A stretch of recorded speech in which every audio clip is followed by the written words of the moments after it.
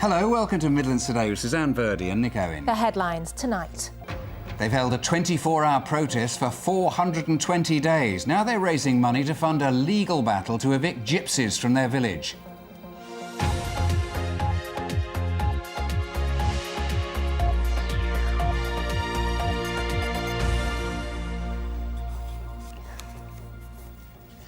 Good evening, welcome to Friday's Midlands Today from the BBC.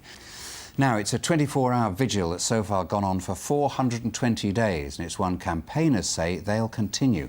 That's how determined residents are to rid their village of what they say is an illegal gypsy camp. Tonight, there's a big fundraiser to pay for legal action to try to move on the travellers who've set up a permanent camp on land they bought. More now from our reporter Holly Lewis, who's at the site of the gypsy camp. Over to you, Holly. Yes, well, here tonight they're marking, the event is also to mark 10,000 continuous hours of people living and sleeping out here in this camp on Eves Green Lane in Meriden. Now, when this camp was set up in May last year, little did they know that they'd still be here this time this year, out in all weathers, and they've been out in weather an awful lot worse than it is now. And neither did they know that the camp here was really going to become more like a village shop or even the local pub, but without the alcohol. There we go, Jill. The residents of Meriden in Warwickshire were so angry when they saw caravans moving onto a local field that they set up their own to keep watch 24 hours a day on the gypsies opposite. That was 419 days and 19 hours ago. Since then, the locals haven't only been running a protest, they've become the heart of the village.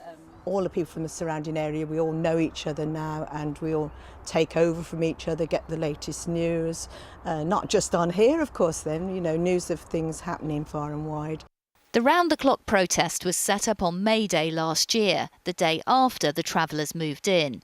In July, Solihull Council refused retrospective planning permission to the owner of the land and leader of the gypsies, Noah Burton.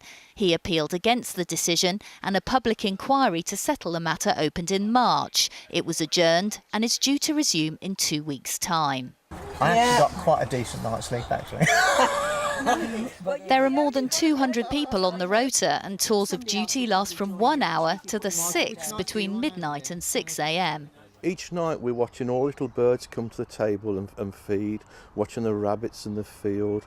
You know, it's been one of the pleasures, really, and that's why the green belt's got to be protected. The gypsies say the shortage of official sites leaves them with no choice. But the campaigners say protecting the countryside is their priority, even if it's also improved their social life. Well, David McGrath is with me now. He's the chairman of Residents Against Inappropriate Development here. David, it seems that this protest has become about much more than just the original issue. In fact, it might even be fair to say it's become something for people to do. I would strongly disagree with that, actually. I think this is fundamentally about defending our green belt.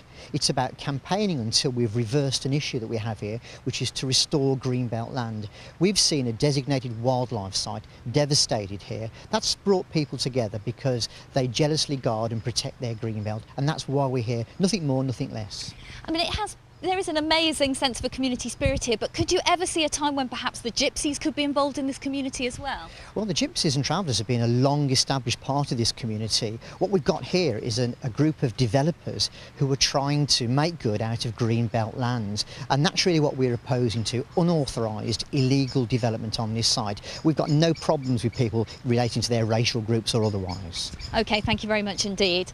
Well, the public inquiry to make the final decision about this land will reopen on July the 11th. It's expected to last about 5 days. Holly, thanks very much indeed.